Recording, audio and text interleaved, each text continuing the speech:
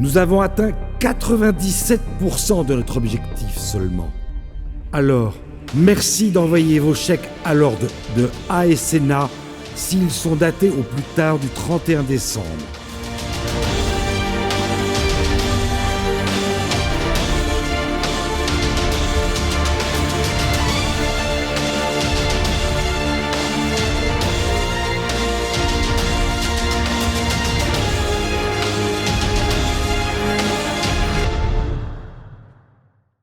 Mesdames, Messieurs, chers téléspectateurs, le moins que l'on puisse dire, c'est que l'année 2020 aura été une année un peu particulière. Un peu particulière, mais elle a également mis en évidence que le système adverse, le système à tuer les peuples, le système à tuer nos identités, est aux abois. Il est aux abois car en réalité, il fraude, il réprime et il fuit. Il fraude, on l'a vu clairement dans les élections américaines, quelle que soit l'issue définitive qui leur sera réservée. On a vu le niveau incroyable de malversation dans les urnes et de tentatives, souvent réussies, de fraude massive. Mais il fraude dans un autre domaine que nous vivons, qui est le domaine sanitaire, et qui n'a été frappé par cette incroyable coïncidence entre l'attaque en règle contre un médicament historiquement connu, l'hydroxychloroquine, devenu soudainement dangereuse, et un médicament moins connu, mais connu pour sa dangerosité effective, notamment rénale, parfaitement inefficace, comme l'ensemble des études l'ont révélé, mais parfaitement promu par l'ensemble du système au même moment où l'autre était abattu. Qui ne voit donc que dans différents domaines, l'on assiste à des fraudes majeures, ce qui est une indication sensible de la difficulté que le système a à contrôler et à continuer son œuvre maléfique. En réalité, pour poursuivre cette œuvre, que fait-il? Il réprime de plus en plus. Il réprime par ses options moyenâgeuses de confinement, de privation de liberté, de circuler, de libertés élémentaires, mais également plus insidieusement, mais de manière également constante, en réprimant la liberté d'expression. Il la réprime directement, il la réprime en interdisant, en bloquant, en éliminant, mais il la réprime aussi par le vocabulaire. Regardez. Toute assertion, toute proposition, toute analyse qui ne convient pas est qualifiée aujourd'hui de ce nouveau mot de complotiste. Mais qu'est-ce que ça veut dire? Quand on favorise un médicament pour le faire valoir et enrichir ses actionnaires par une commande d'1 milliard d'euros par l'Union européenne, par exemple, quand on fait cela, c'est tout de même délibéré, c'est intentionnel, c'est organisé, c'est pas un hasard. Alors, on peut mettre dessus le mot qu'on veut, mais le mot que le dictionnaire définit volontiers, c'est le mot de complot. Et le dénoncer, c'est donc être complotiste. Alors, tous les hommes de bon sens sont complotistes.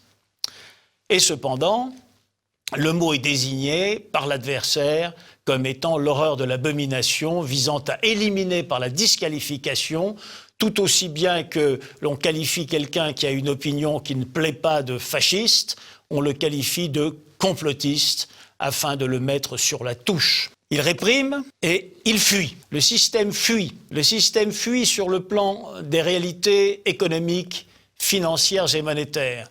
L'émission constante, tant aux États-Unis qu'en Europe, de fonds incommensurables, appelé quantitative easing, c'est un joli mot. En réalité, c'est comme un chèque sans provision, c'est une émission de monnaie sans contrepartie. C'est donc une fuite organisée dont chacun sent et pressent que la fin sera ce qu'ils osent appeler le grand reset, la grande réinitialisation. Ça veut dire en réalité nous faire les poches. Il fuit dans des domaines aussi centraux que la résolution des questions écologiques. L'écologie est devenue une mode, est devenue une proposition incantatoire.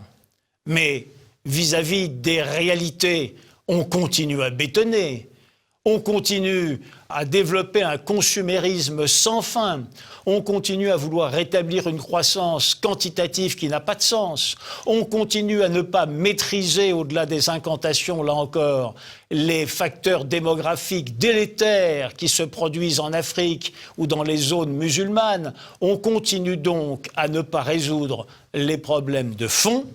C'est une forme de fuite. Pour notre part, vous et nous, qui formons ensemble la grande communauté, oui, la plus grande communauté chaque année de TV Liberté.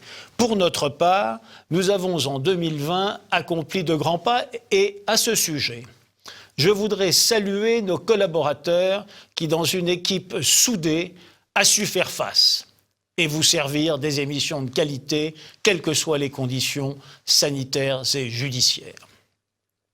Je voudrais également vous saluer, vous, téléspectateurs, de plus en plus nombreux. De plus en plus nombreux, puisque pour certaines émissions, c'est 3 fois, 4 fois, 5 fois l'audience que nous avions auparavant. Oui, c'est l'époque des vœux. C'est l'époque des vœux et c'est avec une grande joie, un grand plaisir que je vous les présente, mais sous une forme peut-être, vu les circonstances, un tout petit peu différente. Oui, il est vrai que les dangers croissent. Oui, je pense qu'il est vrai que nous pouvons les terrasser, nous autres, Européens, nous autres, Français. Oui, nous avons besoin de plusieurs choses. Nous avons ce besoin d'une grande santé, comme le disait l'immense philosophe Friedrich Nietzsche. Nous avons besoin dans cette faculté de grande santé d'hommes et de femmes debout pour faire face. Nous avons besoin aussi de recréer les conditions qui ont fait qu'à toutes les époques sont nés dans les contrées européennes, depuis la Grèce ancienne et les Indo-Européens jusqu'à nos jours, des hommes et des femmes d'exception, des élites magnifiques, des gens qui ont marqué l'histoire et aucun peuple, aucun continent, aucune époque, nulle part, n'aura produit des hommes et des femmes d'exception comme nous. C'est une fierté, c'est la fierté de la civilisation européenne. Oui, je crois dans la civilisation européenne. Et oui, je souhaite à chacun et à chacune des Français et des Européens qui nous écoutent une excellente année 2021 pour tout ce que nous avons à entreprendre, pour nos proches, pour nos enfants, pour notre héritage, une excellente année 2021.